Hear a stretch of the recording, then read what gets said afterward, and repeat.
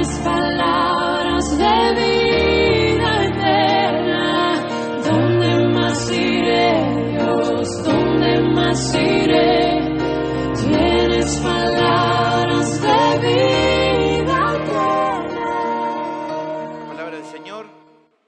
Hoy vamos a completar este pasaje que empezamos la semana pasada, Hebreos capítulo 7, versículo 11 al 28. El título es Un cambio de sacerdocio. Dijimos, esta es la segunda parte. Vamos a leer y luego vamos a orar nuevamente. Lea conmigo Hebreos 7 del 11 al 28. Dice la palabra del Señor: Si, pues, la perfección fuera por el sacerdocio levítico, porque bajo él recibió el pueblo la ley, ¿qué necesidad habría aún de que se levantase otro sacerdote según el orden de Melquisedec y que no fuese llamado según el orden de Aarón? Porque cambiado el sacerdocio, necesario es que haya también cambio de ley. Y aquel de quien se dice esto es de otra tribu, de la cual nadie sirvió al altar. Porque manifiesto es que nuestro Señor vino de la tribu de Judá, de la cual nada habló Moisés tocante al sacerdocio. Y esto es aún más manifiesto si a semejanza de Melquisedec se levanta un sacerdote distinto, no constituido conforme a la ley del mandamiento acerca de la descendencia, sino según el poder de una vida indestructible. Pues se da testimonio de él: tú eres sacerdote para siempre, según el orden de Melquisedec. Queda, pues, abrogado el mandamiento anterior a causa de su debilidad e ineficacia, pues nada perfeccionó la ley, y de la introducción de una mejor esperanza, por la cual nos acercamos a Dios. Y esto no fue hecho sin juramento, porque los otros ciertamente sin juramento fueron hechos sacerdotes, pero éste con el juramento del que le dijo: juró el Señor, y no se arrepentirá, tú eres sacerdote para siempre, según el orden de Melquisedec. Por tanto, Jesús es hecho fiador de un mejor pacto. Y los otros sacerdotes llegaron a ser muchos, debido a que por la muerte no podían continuar. Mas este, por cuanto permanece para siempre, tiene un sacerdocio inmutable, por lo cual puede salvar también perpetuamente a los que por él se acercan a Dios, viviendo siempre para interceder por ellos. Porque tal sumo sacerdote nos convenía, santo, inocente, sin mancha, apartado de los pecadores y hecho más sublime que los cielos, que no tiene necesidad cada día, como aquellos sumos sacerdotes, de ofrecer primero sacrificios por sus propios pecados y luego por los del pueblo, porque esto lo hizo una vez para siempre, ofreciéndose a sí mismo. Porque la ley constituye sumos sacerdotes a débiles hombres, pero la palabra del juramento, posterior a la ley, al Hijo, hecho perfecto para siempre. Oremos. Bendito Dios, te damos gracias por tu palabra, por todo lo que hasta aquí has hecho en nuestras vidas, la bendición de la reunión que nos está regalando. Te ruego que ahora abra nuestro entendimiento para poder entender las verdades que vamos a ver, para que podamos creerlas, junto con sus implicaciones prácticas que van a hablar a nuestra vida, que nos persuada a poder cambiar, modificar nuestro comportamiento, obedecerte, porque eso es lo que va a obrar para nuestra santificación. Guíanos, Señor, ayúdanos en este tiempo. Dame entendimiento y sabiduría para exponer tu palabra y que lo pueda hacer de una manera clara, sencilla y en el poder de tu Espíritu Santo. Guía este tiempo, en Cristo Jesús te lo pido. Amén. Hay veces que reflexiono acerca de los cambios que ocurren en el mundo actual y los comparo con lo que acontecía hace algunos siglos atrás, incluso hace algunas décadas nomás. Y si bien se considera que muchos de estos cambios que hoy tenemos son para mejor, yo creo que a veces se puede un poco cuestionar eso. Por ejemplo, usted lo sabe, hoy por hoy es notorio que las comunicaciones han avanzado en el mundo entero. Usted lo ve. Pero así todo, sigue habiendo problemas de falta de comunicación entre personas cercanas. Incluso habiendo tanta comunicación, la gente no se comunica. Otros dicen que el desarrollo del conocimiento hoy por hoy es más amplio que nunca, pero la realidad es que también se ve más que nunca un montón de gente ignorante. Lo que se llamaba en otro tiempo decir, la gente no tiene cultura general, no conoce sobre temas así diversos y es triste, ¿no? En un momento cuando supuestamente el conocimiento está más desarrollado. Y así tenemos muchos otros casos. ¿Cuál es, al menos mi conclusión? Que no todo cambio actual es bueno por sí mismo. Y que si bien es cierto que algunos avances en la ciencia y en la tecnología han sido positivos para la humanidad, realmente hay que decir que no todo lo que brilla es oro. Incluso lo que a algunos les parece un cambio impresionante para bien, en verdad creo que la evidencia que tenemos nos muestra que realmente no están así. Menciono esto al comenzar, alguno quizá tenga la duda, ¿no? Bueno, porque justamente el pasaje que empezamos a ver la semana pasada, justamente hablaba y habla hoy también sobre cambios, ¿no? Cambios que son muy importantes, muy significativos. Y lo que yo planteaba en ese momento y que vamos a seguir viendo hoy, era que en este caso en particular sí se trata de un cambio altamente positivo. Y que decimos que es positivo también porque es algo que a los creyentes nos conviene muchísimo. Estamos hablando acerca del cambio en el sacerdocio, ¿se acuerdan? El autor de la carta le estaba demostrando a su audiencia original lo que Dios ha establecido, que de acuerdo con sus planes eternos, que el Hijo reemplace a los sacerdotes hijos de Leví. Eso es lo que estamos viendo. Y que eso, en definitiva, no debía ser algo que incomode, que le genere malestar o preocupación a la audiencia original, sino que por el contrario debía alentarlos y fortalecer los corazones de ellos, que como sabemos estaban pasando un tiempo de prueba muy grande. En el primer sermón, el de la semana pasada, hablamos acerca de los 3 primeros cambios que vimos en el pasaje. El primero era acerca de la perfección en el nuevo sacerdocio, del versículo 11 al 14. Dijimos que a diferencia de los sacerdotes levíticos, este nuevo sumo sacerdote es perfecto. El segundo cambio se produjo respecto a la permanencia del nuevo sacerdocio. Eso lo vimos del versículo 16 y 17. Siendo el sacerdocio de Cristo según el orden de Melquisedec, se constituyó de acuerdo, dijimos, al poder de una vida indestructible y por ende entonces dijimos que permanece para siempre. El tercer y último cambio que vimos la semana pasada era respecto a la esperanza de acercarse a Dios con el nuevo sacerdocio, versículo 18 y versículo 19. Dijimos y vimos que los sacerdotes levíticos no tenían la capacidad de lograr solucionar de manera definitiva el problema de aquellos a quienes ministraban. ¿Cuál era ese problema? El pecado en sus vidas.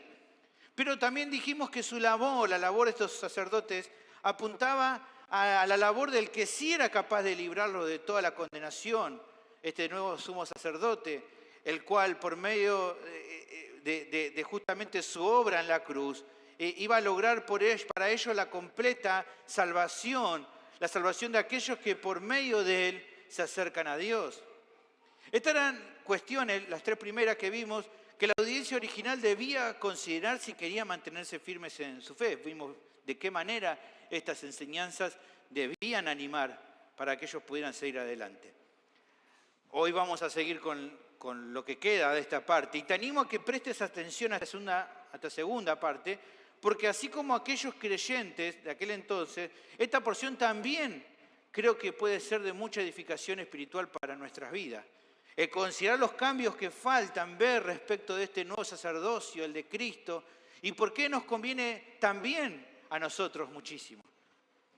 Mi deseo es que este pasaje pueda ser de mucho ánimo y de mucho consuelo para tu vida, especialmente para aquellos momentos cuando tu fe sea probada, que como estamos viendo y uno lo sabe con certeza, son muchísimos los momentos cuando nuestra fe es probada y probablemente haya hoy creyentes aquí que estén sintiendo que su fe está siendo probada y se sienten tal vez tentados a abandonar su fe. El tema entonces del sermón es el siguiente, lo mismo que vimos la semana pasada. Para mantenerse firmes en la fe, los creyentes deben considerar los cambios del nuevo sacerdocio del Hijo. ¿Cuáles son esos cambios? El texto presenta 6 cambios en las características del nuevo sacerdocio del Hijo respecto del Levítico. De esos 6 cambios, hoy vamos a ver los 3 últimos. ¿Está bien? Y con eso vamos a terminar este pasaje. ¿Me van siguiendo hasta acá? ¿Venimos bien? Vamos a ver entonces el primer cambio de hoy, que sería el cuarto de los 6 que tenemos. El cuarto cambio que el pasaje presenta es que se produjo un cambio en la forma en la que Dios estableció este nuevo sacerdocio. Tené tu Biblia abierta para seguirme la lectura, porque vamos a ver versículos y vamos a ver que lo que voy a exponer es lo que está ahí. Así que te animo ahí a tener tu Biblia abierta y seguir conmigo la lectura. El texto arranca en esta segunda parte, versículo 20, mencionando los aspectos de otro cambio que se conecta con lo que se venía mencionando o hablando anteriormente. Versículo 20 dice, y esto no fue hecho sin juramento, porque los otros ciertamente sin juramento fueron hechos sacerdotes, pero este, con el juramento del que le dijo, juró el Señor y no se arrepentirá. Tú eres sacerdote para siempre, según el orden de Melquisedec. ¿Cuál es la conexión? Bueno, fíjense cuando se menciona en el versículo 20, volvemos por favor, dice, y esto que está acá, se está hablando acerca de la introducción de una mejor esperanza por la cual nos acercamos a Dios, lo último que vimos en la sección pasada. Dijimos y vimos, o la pregunta podríamos hacernos, ¿de dónde surge esa esperanza? Vimos que del nuevo sacerdocio del Hijo, que Dios lo instituyó en lugar de los hijos de Leví. Es a la constitución de este nuevo sacerdocio a lo que se refiere el autor de la carta con «y esto». Pero además también, fijémonos, que afirma que al establecer a Cristo como sumo sacerdote en lugar de los hijos de Leví, dice que no lo hizo sin juramento, y esto no fue hecho sin juramento. ¿A qué se refiere con esto, de que no lo hizo sin juramento? Bueno, recordemos, para esto está bueno pensar un poquito, recordar lo que anteriormente vimos. ¿Se acuerdan cuando analizamos el relato de Dios cuando bendice a Abraham en el capítulo 6? Vimos que Dios definió bendecir a Abraham como respuesta a su obediencia, y cuando decide bendecir, lo que hizo fue darle una promesa, la cual el texto nos decía que Dios la ratificó mediante un juramento. En capítulo 6, versículo 13, si usted tiene ahí su Biblia, dé la vuelta a la página, puede verlo conmigo, capítulo 6, versículo 13, dice, porque cuando Dios hizo la promesa a Abraham, no pudiendo jurar por otro mayor, juró por sí mismo, diciendo, de cierto te bendeciré con abundancia y te multiplicaré grandemente. En ese momento vimos que de la misma manera, esta sección conectaba con la idea de que de la misma manera nuestra perseverancia, que vos y yo podemos perseverar como creyentes, se afirma justamente en que el Señor también hizo lo mismo con todos los creyentes al haber prometido y jurado en cuanto a la obra que Él ha hecho a nuestro favor. ¿Para qué hizo eso Dios? ¿Para qué prometió y luego juró? Para que por medio de eso cada uno de los creyentes pudiera ser consolado y animado, incluso en los momentos más difíciles que les toca pasar. Fíjense que ahí mismo en ese capítulo, en el versículo 17, ahí nomás, el autor aclara por qué Dios ha hecho esto. Dice, por lo cual, queriendo Dios mostrar más abundantemente a los herederos de la promesa la inmutabilidad de su consejo, ¿qué hizo? Interpuso juramento, para que por 2 cosas inmutables, en la cual es imposible que Dios mienta, aquí viene la clave, tengamos un fortísimo consuelo los que hemos acudido para asirnos de la esperanza puesta delante de nosotros. En ese momento entonces ese era el motivo por el cual Dios prometió y juró. Ahora, en esta nueva sección, justamente se utiliza el mismo argumento, pero ya no utilizando ese relato de la situación de Dios con Abraham, sino en este caso para hablar acerca del establecimiento del Hijo como sumo sacerdote según el orden de Melquisedec. Este nuevo sacerdocio fue constituido, y el texto está diciendo aquí nuevamente, pero no sin un juramento. O sea, si es una manera negativa para decir qué cosa, que hubo también un juramento. No sin juramento es con un juramento. Es otra manera de decir lo mismo para buscar darle el énfasis. Ahora, ¿cómo se sabe que esto fue así, que hubo un juramento? Bueno, para demostrar que esto fue así, que Dios constituyó al Hijo como sumo sacerdote según el orden de Melquisedec con un juramento, el autor vuelve a citar la referencia, la usa un montón de veces aquí, la referencia de Melquisedec. Dijimos que teníamos dos en el Antiguo Testamento. La primera en Génesis y la segunda en Salmos. Vuelve a citar Salmos 110:4, en el cual justamente aquí se nos relata que el Señor juró y no se arrepentirá, ¿qué cosa? Que el Hijo sería establecido sacerdote para siempre según el orden de Melquisedec.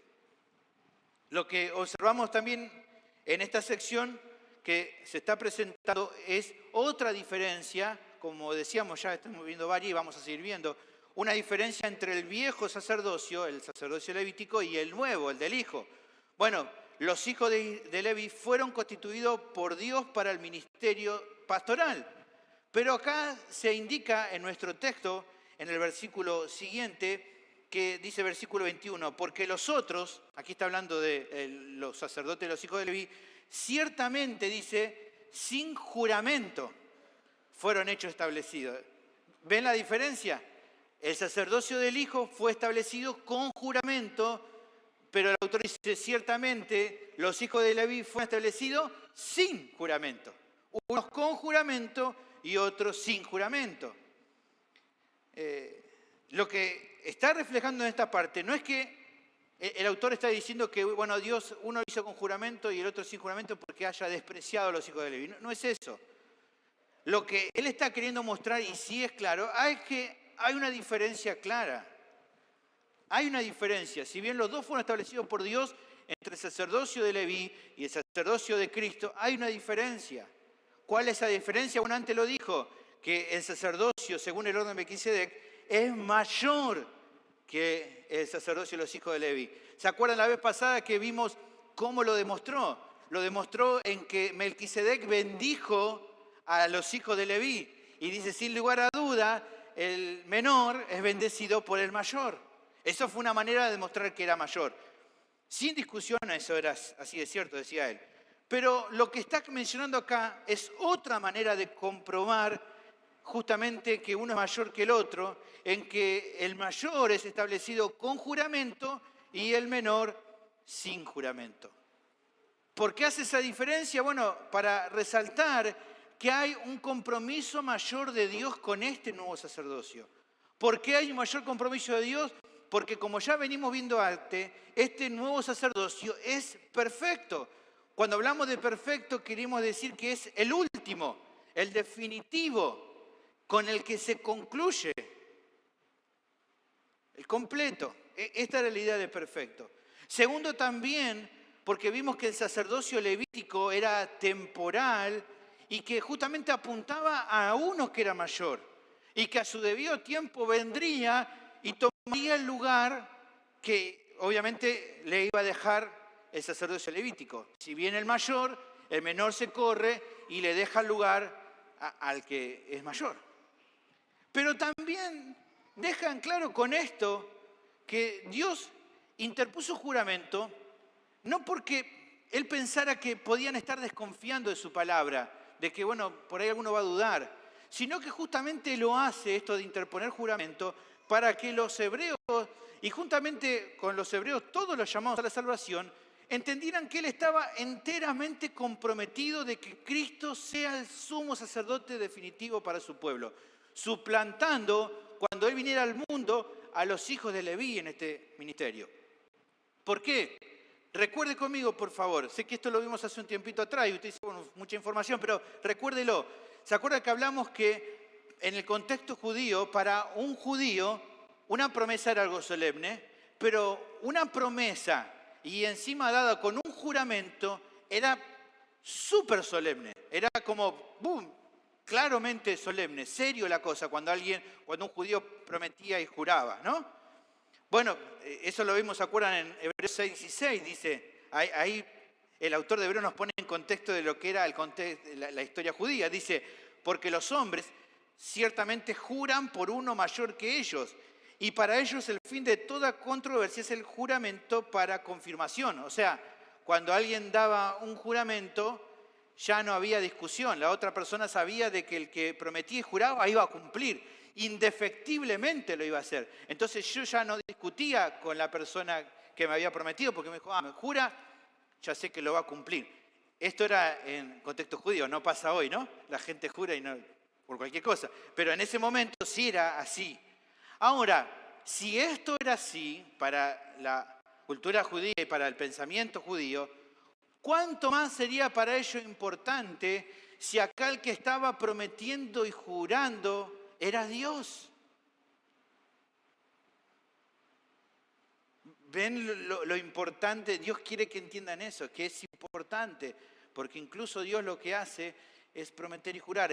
Este es el cuarto cambio en las características del sacerdocio del Hijo respecto del Levítico. Se produjo una modificación sustancial en cuanto a cómo Dios estableció este nuevo sacerdocio. Lo hizo por medio de un juramento. Justamente esto lo hace y este era el plan de Dios desde el comienzo. ¿Cuál era ese plan? Exaltar al Hijo sobre todas las cosas. Por eso juró por él mismo Dios que Cristo sería establecido como sumo sacerdote para siempre, según el orden de Melquisedec. Esta manera de constituir a Jesús en este rol refleja, sin lugar a dudas, su supremacía y el lugar de honor que se le otorga por parte de Dios al Hijo. Ahora, el resto de esta sección presenta el resultado de haber establecido al Hijo de la manera que Dios lo hizo. Versículo 22 dice, por tanto, Jesús es hecho fiador de un mejor pacto. ¿Qué significa esto? Si usted recuerda conmigo, usted yo sé que se va de a poco como entendiendo la manera de escribir que tiene el autor, no sabemos quién es, pero sí vemos su manera de escribir. Ya vimos que varias veces el autor utiliza el recurso de hacer como una pequeña mención de algo en lo que después se va a explayar, ¿no? Es como que él, como diríamos nosotros, la deja picando con algo y después, más adelante, retoma el tema. Ya lo ha hecho con Melquisedec, ¿se acuerdan? En su momento lo menciona, pero no lo trata hasta que llega al capítulo 7. Bueno, acá hace lo mismo. Hace una mención de algo que luego él va a tratar. En este caso aquí lo que aparece nuevito, que es mejor pacto. De esto va a hablar él, no acá en detalle, sino en el siguiente capítulo. Ahora, lo que podemos adelantar es lo siguiente en cuanto a esto. No solo que el Hijo es superior en el hecho de haber sido establecido con un ministerio, con un sacerdocio mayor que el levítico, sino que incluso lo que vamos a ver luego es que él ha sido designado como el representante de un pacto que es mejor.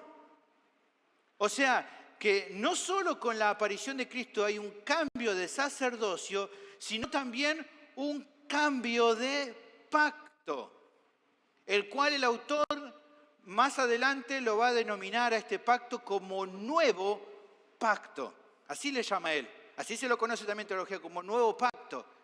Fíjense en capítulo 8, versículo 13, casi terminando el capítulo, él menciona, dice, al decir nuevo pacto, el pacto mejor del cual nos mencioné antes, ha dado por viejo al primero, y lo que se da por viejo y se envejece está próximo a desaparecer. Entonces, aquí vamos a ver ya en el siguiente capítulo cosas interesantes sobre el nuevo pacto, que te animo a que venga y escuche porque es muy bueno lo que vamos a ver en cuanto a eso.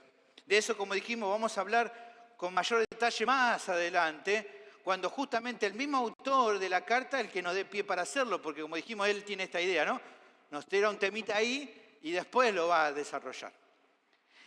Pero de lo que sí vamos a hablar en esta sección, acá sí nos vamos a detener, es de cómo lo considera el Hijo en cuanto al sacerdocio que le otorga.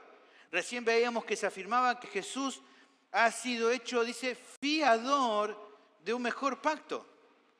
Esta palabra es interesante. El término fiador, en el griego la palabra enguos, se refiere en el original a alguien que responde personalmente por otro, sea con su vida o con su patrimonio. Sería lo que hoy llamaríamos como un garante. Obra esa persona como un garante en la realización de un convenio. Y justamente, ¿a quién se lo menciona así aquí como fiador? Al Hijo.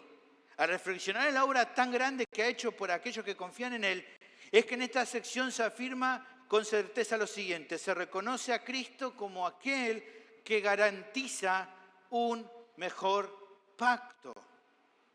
Un comentarista explica acerca de esto lo siguiente, escuchá, mirá, dice lo siguiente: Jesucristo es fiador de un mejor pacto. La palabra fiador significa uno que garantiza que los términos de un acuerdo se llevarán a cabo. Y menciona unos ejemplos. Judá estaba dispuesto a ser fiador por Benjamín para garantizarle a su padre que el muchacho regresaría a casa con seguridad. Eso usted puede después leer el relato en Génesis 43, del 1 al 14. El apóstol Pablo estaba dispuesto a ser fiador por el esclavo Onésimo. ¿Se acuerdan? El dueño de Onésimo era Filemón. Allí en Filemón 18-19 se menciona ese caso. Ahora bien, vuelve aquí el autor, el comentarista. Dice, como mediador entre Dios y el hombre, Jesucristo es el gran fiador de Dios, nuestro Salvador, quien ha resucitado y vive para siempre, asegura que los términos del pacto de Dios serán cumplidos cabalmente. Dios no abandonará a su pueblo. Además, nuestro Señor no solo garantiza que cumplirá Dios sus promesas para con nosotros, sino que también como nuestro representante ante Dios, cumple perfectamente los términos del convenio a nuestro favor. Finalmente, este comentarista dice, nosotros por nuestra cuenta nunca podríamos llenar los requisitos, pero hemos confiado en Cristo, por lo tanto, Él nos ha salvado y nos ha garantizado que nos guardará. Hermanos, para asegurar que su juramento se cumplirá, Dios ha establecido a su propio Hijo como un garante, como un fiador capaz de cumplir con los términos del nuevo pacto. Esto evidentemente no se podía lograr por medio de sacerdotes fieles pero imperfectos como los hijos de Leví. Para que este pacto sea mejor, se necesitaba un fiador que fuera perfecto, y ese es Jesús. Ahora, lo que quedaría por considerar es cómo se relaciona este concepto con la audiencia original. ¿Qué tiene que ver toda esta enseñanza? ¿Por qué el autor menciona esto? ¿Qué le está queriendo mostrar a su audiencia original con todo lo enseñado? Creo que la cuestión es que en los momentos tan difíciles que le está tocando pasar, el reflexionar acerca de que ellos, al confiar en Jesús, no estaban poniendo su confianza nomás en un mediador cualquiera, sino en uno que fue establecido por Dios mediante un juramento. Algo que, si ellos lo consideraban así, debía generarle paz y tranquilidad. Debía llevarle a pensar que todo había sido proyectado de acuerdo a los planes divinos. A ver, el establecimiento de Cristo como sumo sacerdote no fue un plan B de Dios. No fue algo que se le surgió a mitad de camino. Dios no es como nosotros, improvisados, como somos, que a veces nos jactamos de improvisar, cuando más que un elogio es un defecto muchas veces que tenemos. No era un plan B de Él. Era algo que se cumplió de acuerdo a lo que Dios tenía planificado desde la fundación del mundo y algo que las Escrituras anticipaban. Entonces, si todo esto era así, si todo había sido proyectado por Dios, si el Hijo estaba en el lugar que estaba y servía como servía, siendo un fiador de un mejor pacto, la pregunta que ellos tenían que pensar es, ¿cómo desconfiar del Señor y de sus promesas? ¿Cómo podían buscar o considerar recurrir a soluciones alternativas cuando, por ejemplo, el sacerdocio levítico, cuando todas esas soluciones alternativas apuntaban justamente a Cristo como la única solución definitiva para su pecado y para obtener la vida eterna?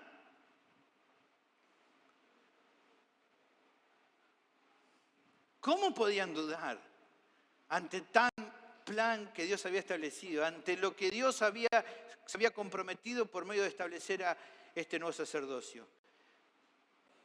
Pero hermanos, seamos honestos, esto también debe interpelarnos a nosotros, debe llamarnos a la reflexión, debe llamarnos a la exhortación a nosotros. ¿Por qué debe llamarnos a la exhortación a nosotros, pienso yo? Porque somos nosotros los mismos que cuando todo va bien en nuestra vida y escuchamos acerca de las promesas de Dios, ¿qué decimos? Amén, amén, es así. Sí, Dios es fiel a sus promesas y cantamos, Él es fiel y decimos y aseguramos y decimos, sí, amén, es así.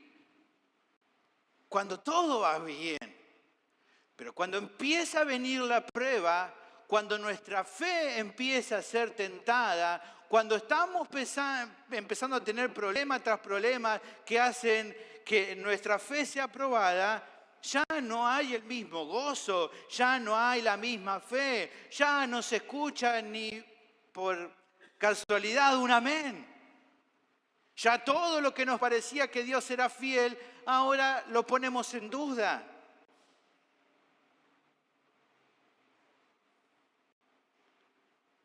Ya ahora el amén, amén se transforma en no sé, no sé. La pregunta que tendríamos que hacer en esos momentos de prueba y aflicción, cuando nuestros corazones empiezan a temer y a dudar, sería lo siguiente. En medio de todos esos problemas, tendríamos que preguntarnos, ¿algo cambió de parte de Dios?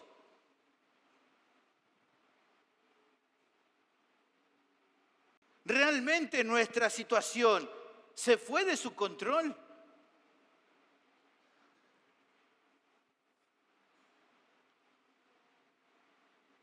Tendríamos que preguntarnos, ¿será que sus promesas fallaron?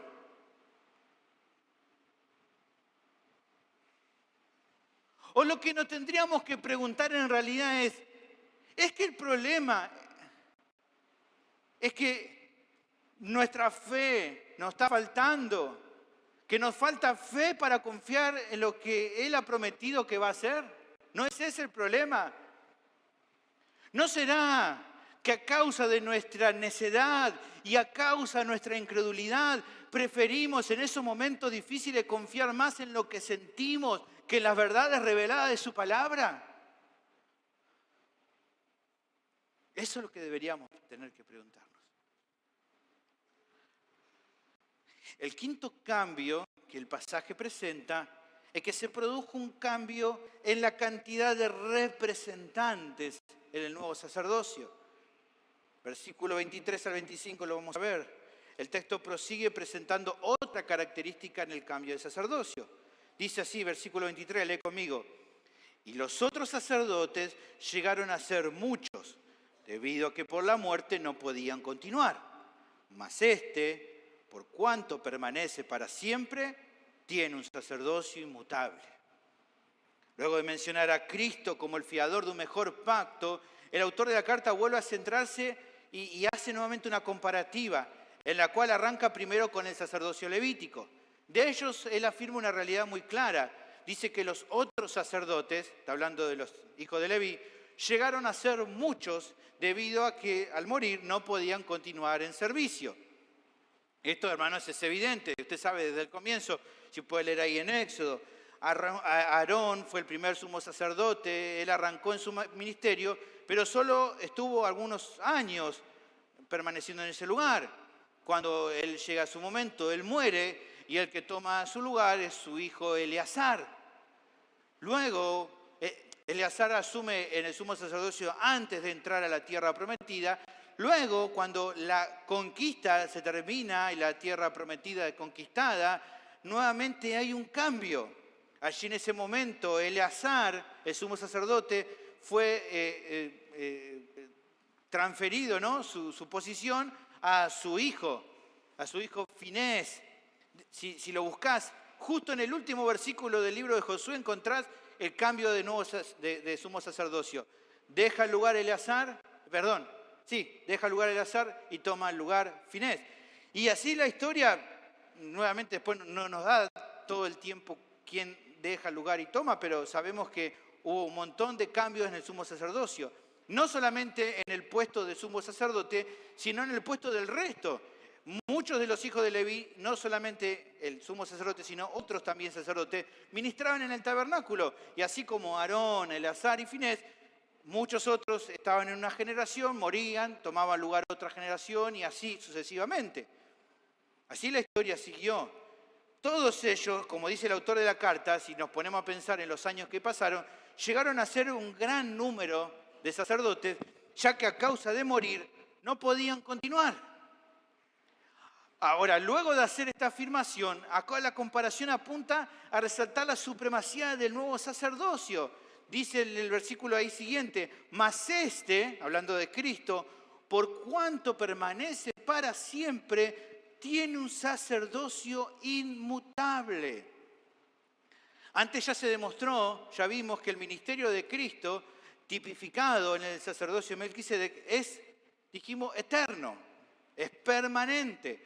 Por lo que entonces, si es así, la primera conclusión que se menciona acá es que su servicio dice que es inmutable. Es muy interesante esta palabra inmutable. ¿Qué pensamos nosotros cuando pensamos en inmutable? Algo que no cambia, ¿no? Bien, pero es más que eso. Acá la idea de esta palabra en el original, inmutable, es la palabra aparábatos, no apunta solo en que no cambia, sino también a que no se transfiere, que es imperecedero, que no termina nunca y por ende no se transfiere, no pasa a manos de otro. Esta es la idea aquí de inmutable. No solo que no cambia, sino el punto de que no es transferible. ¿Por qué no es transferible? ¿Por qué? Bueno, porque hemos visto como la muerte no afecta a Cristo, tampoco se necesita un reemplazante que asuma su lugar. Para el otro, evidentemente, sí. En el momento Aarón tenía que morir, entonces el lugar pasa a otro. Pasó el tiempo con Eleazar, exactamente lo mismo. ¿Por qué? Porque por la muerte no podían continuar. Pero Jesús no muere. Entonces, como no muere, no tiene que pasar su servicio, su rol, su función a nadie. La versión... traducción del lenguaje actual, la TLA, capta bien esta idea. Fíjate cómo dice la TLA. Pero como Jesús no morirá jamás, no necesita pasarle a ningún otro su oficio de sacerdote. En este sentido también se sostiene que Él es el sacerdote último. ¿Por qué? Porque como ya vimos, por un lado dijimos que es perfecto, y porque además luego de Cristo no vendrá otro sumo sacerdote que ocupe su lugar. Por eso dijimos y vimos que es superior a todos. Pero si nos ponemos a pensar en esta idea, vamos a ver que ocurre también un quinto cambio del sacerdocio del Hijo respecto del Levítico. Se modificó la cantidad de representantes en este nuevo sacerdocio. De los levíticos, ¿de cuántos hablaba? ¿Se acuerdan que usamos la palabra? Ayúdeme, así no se me duerme. ¿Cuántos eran? Muchos, ¿no? Muchos, un montón, gran cantidad. No sabemos cuánto, pero pensamos en un montón. Ahora, cuando se habla del nuevo sumo sacerdocio, ¿de quién se habla? Uno. Este es el cambio. En el anterior eran muchos, debido a que por la muerte dijimos no podían continuar. Pero en este hay uno solamente, un único representante delante de Dios, uno solo, ninguno más. Su vida es indestructible, su ministerio es imperecedero. Por eso nunca necesitaremos a otro mediador fuera de Jesús, porque solamente Él lo será para siempre. Claramente, ya hemos visto y lo he hablado en muchas ocasiones, el autor de la carta, ya dijimos, no es Pablo, pero tiene evidentemente enseñanza recibida de él. Fíjense cómo Pablo lo dice en 1 Timoteo 2:5. Ahí está claro lo mismo que acá está mencionando. ¿Qué dice? Porque hay un solo Dios y dice un solo mediador entre Dios y los hombres. Uno solo. ¿Quién es? Jesucristo, hombre. Uno solo. Ningún cristiano debe confiar en algún otro medio que lo lleve a Dios fuera de Cristo, porque solo en Él hay salvación, porque solo Él es el único medio, porque solo Él es el camino, porque solo es por medio de Él y de nadie más. Ahora, lo que resta por ver en esta sección es una conclusión preciosa respecto a este único sumo sacerdote que es perfecto y eterno. Algunos eruditos lo leían esta semana, consideran el versículo 25 de este capítulo 7 como una joya bíblica hermosa. ¿Por qué? Porque retrata de forma gloriosa una de las realidades de la obra de Cristo que se testifica en el Evangelio. Te animo, léelo conmigo despacito, versículo 25, es precioso. Mirá lo que dice. Por lo cual puede también salvar perpetuamente a los que por Él se acercan a Dios, viviendo siempre para interceder por ellos. Prendételo de memoria este versículo, es precioso. ¿Qué se está resaltando en esta porción? La consecuencia lógica de que el Hijo sea el único representante de este nuevo sacerdocio. Si Él es perfecto, dijimos, y si a causa de ser eterno no habrá ningún otro que ocupe su lugar, si esto es así, entonces la consecuencia es que Él puede salvar también de manera perpetua a los que por medio de Él se acercan a Dios. ¿Y cómo logra eso? Dice el texto, viviendo siempre para interceder por ellos. No sé si notan lo grandioso que es esto. Sabemos que fue constituido por Dios como sumo sacerdote. ¿Cuál era la función principal que tenía que cumplir el sumo sacerdote que ocupa ese lugar? Bueno, dijimos y lo hablamos, el sumo sacerdote ocupaba el rol, debía cumplir la función de ser el representante espiritual de aquellos a los cuales sirve, intercediendo por ellos delante del Dios Santo, guiándolos y preservando la relación que tienen con Él. Bueno, esto es lo que hace Cristo por su pueblo. Hemos visto, ha solucionado el problema principal que es nuestro pecado, limpiándonos de toda nuestra maldad por medio de su sangre. Nos ha librado de toda nuestra condenación. Nos ha dado vida eterna. Y una vez que nos limpió, nos ha presentado delante de Dios para disfrutar de una relación de pacto con Él. Pero ¿saben una cosa? No solamente eso Él ha hecho, sino que este sumo sacerdote, hasta que termine de formar en nuestras vidas a su propia imagen y consumar de manera definitiva esta unión, el texto nos indica que nos preserva e intercede todo el tiempo delante del Padre por nosotros. Este sumo sacerdote nos cuida, nos guarda. Como dice el texto, nos salva perpetuamente.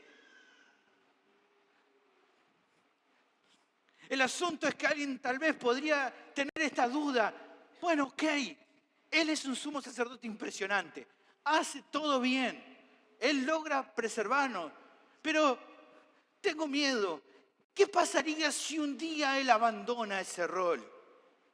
Si un día lo deja y viene uno que no es como Él. Bueno, la respuesta es la que se da a esta sección, la cual podría leerse de la siguiente manera. Escuchá, quédense tranquilos, no tengan miedo, eso jamás pasará.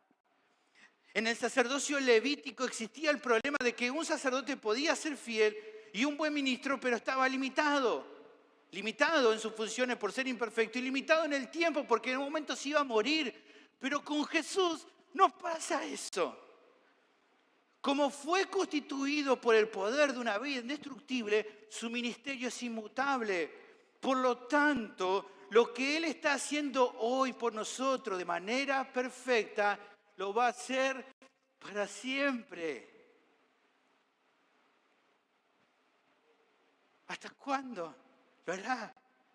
Bueno, lo va a hacer hasta el día cuando gloriosamente perfectos todos los hijos de Dios seamos presentados delante de su presencia ya sin pecado para disfrutar de una comunión plena con Él.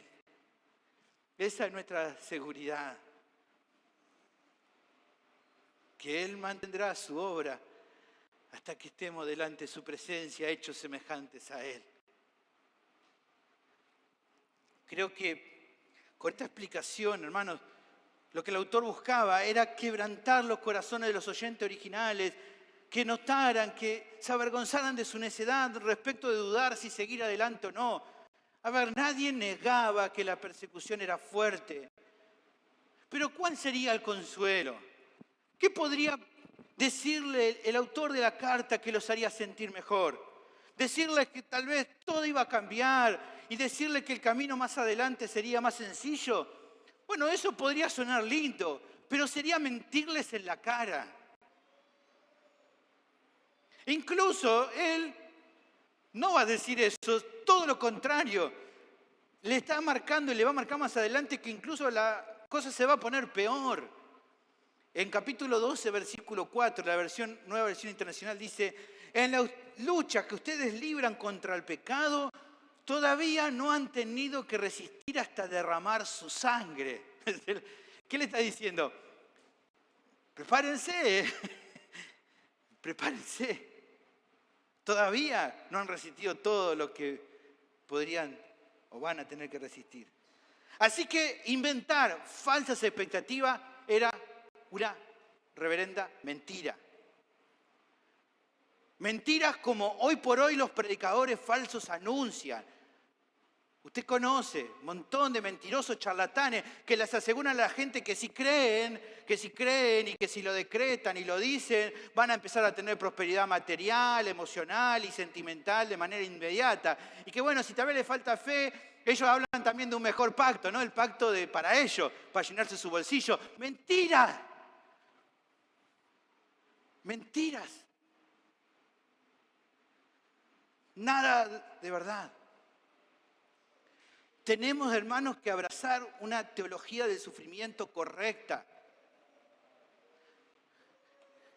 Pero, aunque eso es mentira y no es lo que el autor de la carta le promete y no es lo que prometería ningún predicador fiel, lo que el pasaje sí nos está ofreciendo, el consuelo que nos está dando, hay un consuelo aquí. Sí que hay. Pero no es una medicina paliativa para el mientras tanto. Decir, bueno, le voy a dar un consuelo como para que se aguante. No. Lo que Él les promete aquí, si bien no son esas mentiras que algunos podrían mencionar, le está prometiendo algo muchísimo mejor y que es 100% seguro y verdadero. Afirma que aquellos que de verdad confían en Cristo reciben por medio de Él el único ministerio capaz de salvarlo perpetuamente. Que si bien va a haber momentos de luchas, de pruebas, de tropiezos, como Cristo vive intercediendo siempre por ellos, la victoria final está asegurada para todos los que siguen a este sumo sacerdote. Él no le está diciendo las cosas van a estar mejor. Él está diciendo, si lo siguen a Él, la victoria está asegurada.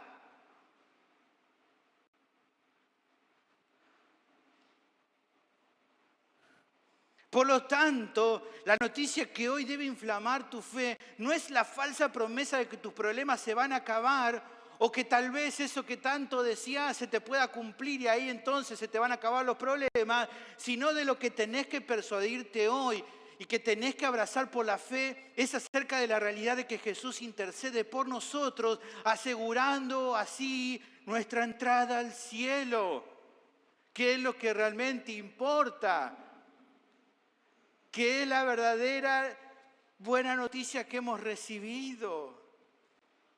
y la seguridad que si bien acá vamos a seguir sufriendo y vamos a seguir padeciendo, allí en ese lugar ya no habrá más dolor, ya no habrá más llanto, sino un gozo y una paz para siempre. Y que esa es la esperanza viva y segura que tienen todos los creyentes verdaderos. Un tiempo actual de lucha que es real, claro que sí, pero que no se compara con la gloria futura. Como Pablo asegura con firmeza en Romanos 8, 18, pues tengo por cierto que las aflicciones del tiempo presente no son comparables con la gloria venidera que en nosotros ha de manifestarse. Finalmente, el sexto cambio es que se produjo un cambio en las excelencias del representante del nuevo sacerdocio. Versículo 26 al 28. El texto prosigue, casi va terminando, con una particularidad más del cambio de sacerdocio, que yo diría que es como un broche de oro a este pasaje. Versículo 26 dice, porque tal sumo sacerdote nos convenía, santo, inocente, sin mancha, apartado de los pecadores y hecho más sublimes que los cielos, que no tiene necesidad cada día, como aquellos sumos sacerdotes, de ofrecer primero sacrificios por sus propios pecados y luego por los del pueblo, porque esto lo hizo una vez para siempre, ofreciéndose a sí mismo. Lo que el autor menciona es una verdad que queda clara. Con todo lo visto hasta acá es, hermanos, obvio que tal sumo sacerdote nos convenía. Es evidente que es así. Que con todo lo dicho no hay duda que el ministro que los cristianos abrazaron por la fe es mejor que los anteriores. Porque a diferencia de los muchos sacerdotes entre los hijos de Leví, este sumo sacerdote nos conviene más porque este sumo sacerdote es Jesús. Es el Hijo de Dios. Mirá si no nos conviene más. Mirá, por favor te pido, escuchá lo siguiente. Un comentarista escribe lo siguiente de manera preciosa.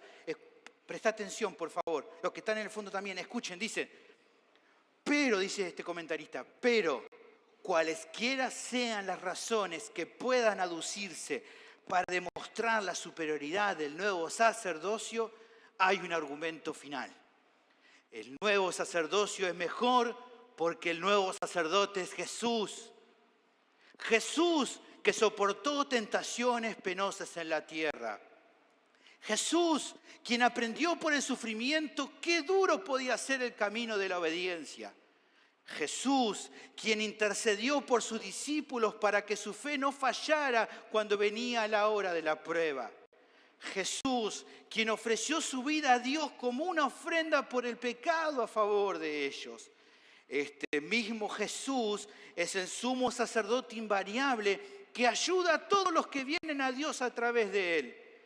Jesús es precisamente el sumo sacerdote que necesitábamos.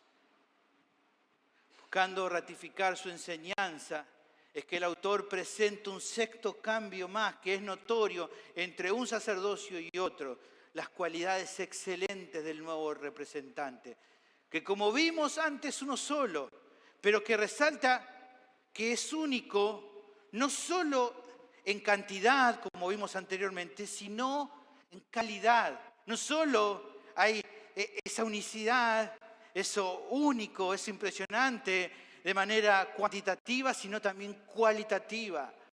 Él es excelente y eso es lo que reflejan sus cualidades.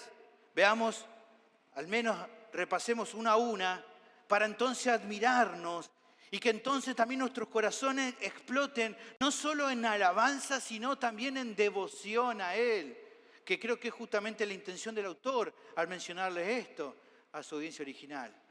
Dice el texto, es primeramente, dice, santo, o sea, apartado por Dios, fuera de lo común, especial para la función que tenía que cumplir. Dice también que este sacerdote es inocente, quiere decir que es libre de toda culpa de pecado. Se lo menciona que es sin mancha, puesto que nunca tuvo relación con el pecado, incluso cuando estuvo en nuestro mundo caído. Esta semana hablaba con mi hijo y le decía, aunque Jesús anduvo entre gente sucia, sucia en el sentido de manchado por la maldad, Él nunca se contaminó con el pecado. Después se lo menciona, apartado de los pecadores y hecho más sublime que los cielos. Esto refleja dos cuestiones singulares de Cristo. Si bien, como decíamos, estuvo entre pecadores, eso no significó que tuviera contacto con su maldad, sino que por el contrario, lo que pasó fue que su luz fue la que alumbró la oscuridad de ellos. Y por otro lado, al completar su obra en la tierra, si bien continúa intercediendo por lo suyo, lo hace ya desde otro lugar. Como hemos visto, Él traspasó los cielos, está sentado en el trono de la majestad de las alturas y por lo tanto es más sublime, dice nuestro texto. Aquí la idea de más sublime es más alto, por sobre todo los mismos cielos. Algo de eso lo vimos, ¿se acuerdan? En capítulo 1, versículo 3, hablando de Cristo, decía, el cual, siendo el resplandor de su gloria y la imagen misma de su sustancia, y quien sustenta todas las cosas con la palabra de su poder, habiendo efectuado la purificación de nuestros pecados por medio de sí mismo, se sentó a la diestra de la majestad en las alturas, por encima de todo. Y luego en capítulo 4, versículo 14, dice, por tanto, teniendo un gran sumo sacerdote que ¿qué hizo? Traspasó los cielos, Jesús, el Hijo de Dios, retengamos nuestra profesión. Sobre estas excelencias un predicador dice lo siguiente, cuando estuvo en la tierra, nuestro Señor se hizo amigo de publicanos y pecadores, pero su contacto con ellos no manchó su carácter ni su conducta. Hubo contacto sin contaminación, no estuvo aislado, sino separado. Hoy, dice este predicador, Él está apartado de los pecadores por causa de su posición, hecho más sublime que los cielos. Pero escuchá, no está aislado de la gente a quien ministra. Dice este predicador, Él siempre está a nuestro alcance en su trono de gracia. Luego se menciona en cuanto a sus excelencias una realidad que contrasta con el sacerdocio anterior. Dice, no tiene necesidad como ellos de ofrecer sacrificios primero por sus propios pecados y luego del pueblo. Cristo no necesita presentar ofrenda por Él. ¿Por qué? Porque Él es puro, Él es santo, nunca pecó y por lo tanto no tiene que tomarse un tiempo para hacer primero un sacrificio por Él mismo, como sí tenían que hacer los hijos de Leví cada vez que pecaban y antes de ofrecer sacrificio por los pecados de los demás, tenían que pagar por el de ellos primero. Pero además, tampoco este sumo sacerdote tiene que ofrecer tantos y tantos sacrificios posteriores por el pueblo como lo hacían los hijos de Leví. No tenía, dijimos, que ofrecer antes por él porque es puro y santo. Y no tiene que ofrecer un montón de sacrificios después por todos los demás. Los otros sí. La pregunta es, ¿por qué los de Leví tenían que hacer tantos sacrificios y él no? Bueno, porque a diferencia de ellos, dice el texto, Jesús presentó una sola ofrenda una vez y para siempre. La pregunta que surge rápidamente, si los otros tuvieron que presentar tantas y tantas y tantas ofrendas y solamente una vez y para siempre, ¿cuál era esa ofrenda tan impresionante que era capaz de satisfacer las demandas de la justicia de Dios por los pecados de toda la humanidad? ¿Cuál era esa ofrenda tan grande? Su propia vida. Esa vida que, como recién mencionaba, era una vida santa, inocente, sin mancha, alejada de los pecadores y hecha más sublime que los cielos. Ofreciendo su propia vida como sacrificio, ya no hace falta que tenga que seguir presentando otro sacrificio. Solamente ese sacrificio fue suficiente. Por eso es que en base a esa ofrenda hecha una vez y para siempre, es que ahora puede interceder día y noche por su pueblo. Solo hizo una ofrenda y en base a esa ofrenda ahora intercede por vos y por mí. Hermanos, gloria al Padre por haber constituido un sumo sacerdote tan grande a nuestro favor. Gloria al Hijo por su ministerio perfecto por nosotros. A modo de resumen, el autor finaliza este pasaje haciendo una comparativa más entre el nuevo sacerdocio y el anterior. Versículo 28 dice, porque la ley constituye sumos sacerdotes a débiles hombres, pero la palabra del juramento posterior a la ley, al Hijo, hecho perfecto para siempre. Lo que hace es presentar la base sobre la cual fue constituido cada sacerdocio. El Levítico dice fue constituido por la ley, obviamente la ley de Moisés. Pero ¿cómo eran estos hombres que la ley constituyó? Por todo lo que vimos, es lógico lo que aquí se concluye y se dice. Eran débiles, o sea, imperfectos, limitados, incapaces de lograr de manera completa solucionar el problema de los pecadores a quienes representaban delante de Dios. Por otra parte, fue por medio de la palabra del juramento, lo que vimos en Salmo 110, que se constituyó al Hijo, que como se expresa fue posterior a la ley, por Salmo vino después, evidentemente se constituyó de otra manera. Ahora, ¿cómo fue en su caso? Bueno, en este sumo sacerdote podemos determinar que de acuerdo a sus excelencias es no débil, decía el otro eran débiles, sino ha sido hecho perfecto para siempre. Una gran diferencia. Los sacerdotes de Leví, débiles. Un sumo sacerdote perfecto para siempre.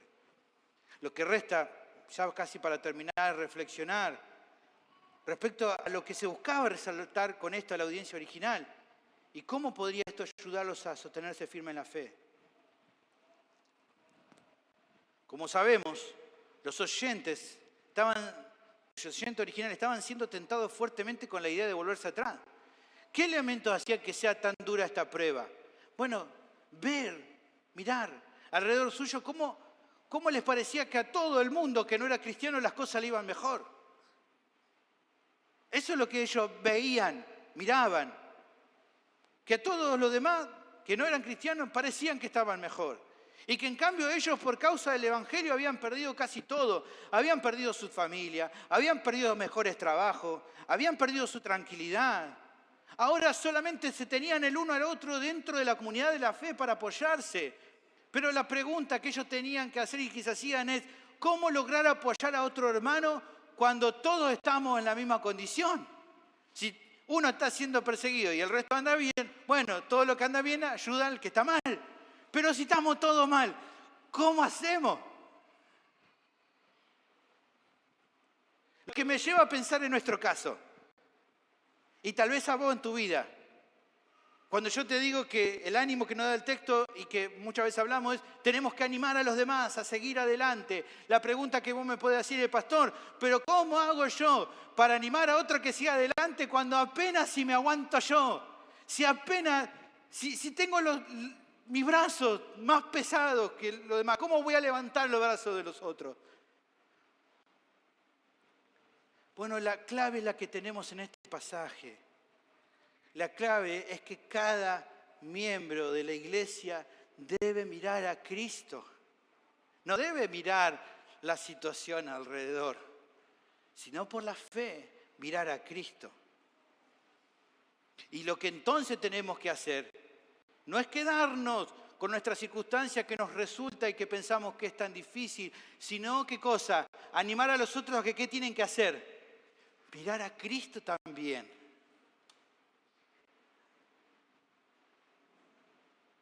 El problema es que muchas veces no lo hacemos. Que cuando el otro nos dice, estoy re mal, vos no sabés cómo estoy yo, peor. ¿No?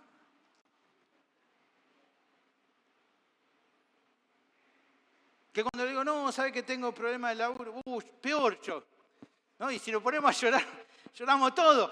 No, no es esa la respuesta. Lo que tenemos que decir a nuestros hermanos que es, mirá a Cristo. Y cuando yo le traigo problemas al otro, el otro ¿qué me tiene que decir? Sergio, mirá a Cristo, no mira los problemas. Porque siempre hay problemas, todos tenemos problemas.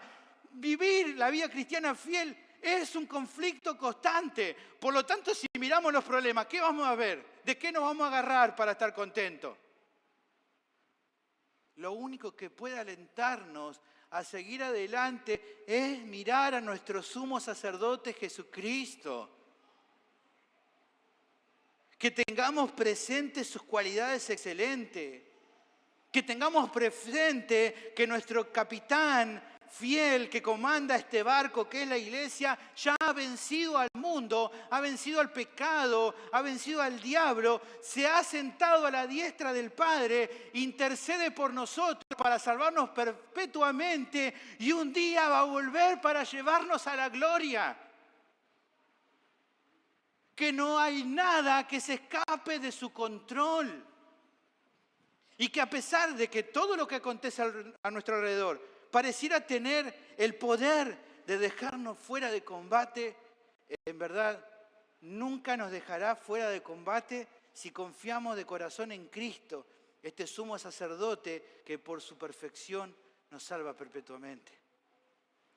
La pregunta que tengo para hacerte, iglesia, es: ¿vas a confiar en Cristo o vas a confiar en tus circunstancias?